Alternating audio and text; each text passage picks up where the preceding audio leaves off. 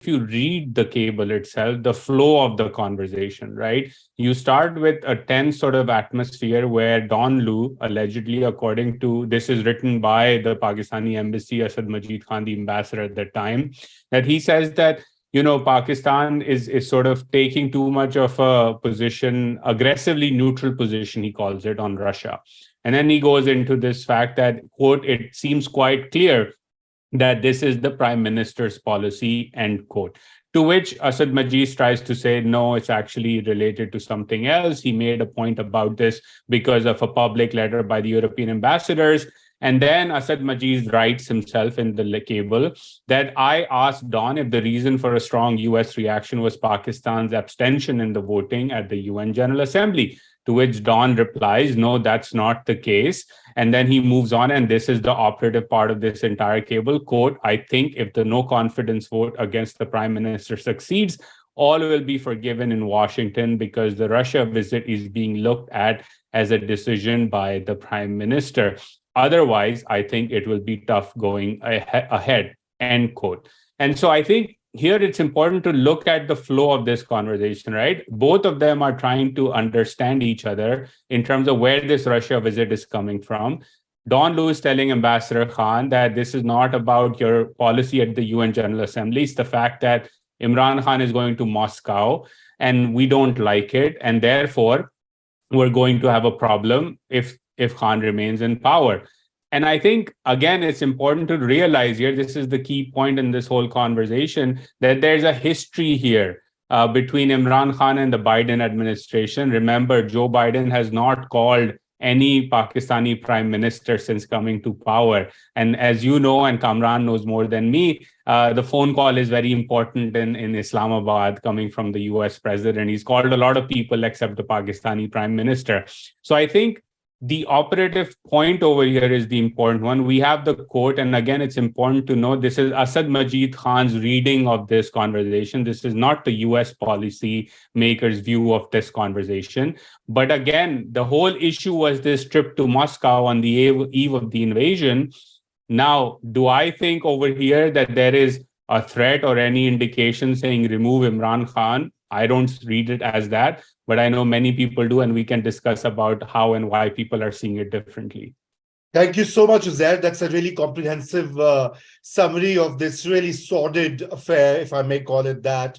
I mean, for more than a year, not only has it kind of drummed up unnecessary speculation, anti-Americanism, and this foreign conspiracy theory that Pakistanis love to peddle all the time. But anyway, I'll go to Kamran Bukhari. And Kamran, you heard Uzair's viewpoint. Tell me something, since you have been studying and researching about all these foreign interventions, quote unquote, by the United States. Do they actually, effect a regime change by first telling the ambassador that they're going to do so? Anywhere, any example? Well, that's the point, Raza. So, for example, does anybody go to war and telegraph in advance that they're going to war? No, because that eliminates the element of surprise. You never telegraph what you're doing, especially if you're engaged in something, as secretive and as clandestine as regime change. And if you look at U.S. history, where the United States was locked in a struggle with the Soviet Union for influence in the world, there were coups and there were counter coups. The Soviets would bring communist, Marxist, socialist groups to power, and the United States would try to remove them. So that is the history, and that's long in the past. If we're going to be look at more contemporary cases of regime change, you have the examples of Iraq and Afghanistan, and we all know how very badly that went, and they involved military intervention. So, there's just so much to be said about if the United States, and we can get into why should the United States even have the need to worry about what a particular Pakistani government does, a particular Pakistani prime minister mouths off as, his opinion. But it's important to note that the United States, if it was going to engage in such activity, let's, for argument's sake, if there's going to be an effort to regime change, assuming there's a need, the Assistant Secretary of State for South and Central Asian Affairs would be the last person to know about that, and this would definitely not be, telegraphed through the Pakistani ambassador, whose job it is to report back to headquarters to say, hey, this is what my latest conversation with, American officials told me. So, I mean, this is just preposterous. Now let's talk about whether the U.S. has a need. Why does the U.S. have a need to remove, a particular government in Pakistan? What kind of threat is Pakistan, or what kind of threat can Pakistan pose to the United States? And if you look at the timing, the United States is dealing with issues in which Pakistan has no input. Whether it's Russia, whether it's China, the Pakistani state is so fragile politically, economically. It is so dependent on the outside world that it cannot possibly be a threat. And then, Imran Khan himself as prime minister, everybody knows who studies South Asia, Pakistan, everybody knows Pakistan, in Pakistan, who calls the shots. It's the security establishment. So one prime minister's personal views, they don't really matter. And this is not something that's lost to US officials. So there's just so many holes in this story that we can keep going on and on. Right.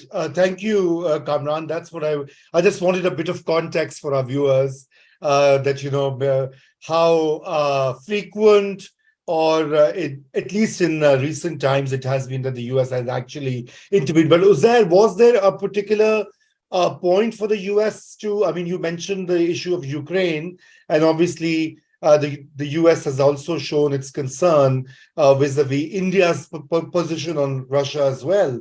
I mean, that's all out in the open. But tell me, what were the other reasons that may have caused a bit of disaffection about Imran Khan in Washington, D.C.? Can you throw some light on that? Sure. And again, this is a long history, right? It dates back to the war on terror and American presence in Afghanistan. People can go on WikiLeaks and put in the keyword Imran Khan and, listen to the cables or read the cables about the way Khan would lecture the Americans about the war on terror, right? So the view on Imran Khan being sort of anti-American, maybe if anti-American is too strong of a word, a critic of American war policy and American foreign policy has been well known for decades now, especially during the war in Afghanistan. Built on top of it, obviously, has been the narrative since the fall of Kabul. For example, the prime minister at that time calling Osama bin Laden a martyr on the floor of the parliament.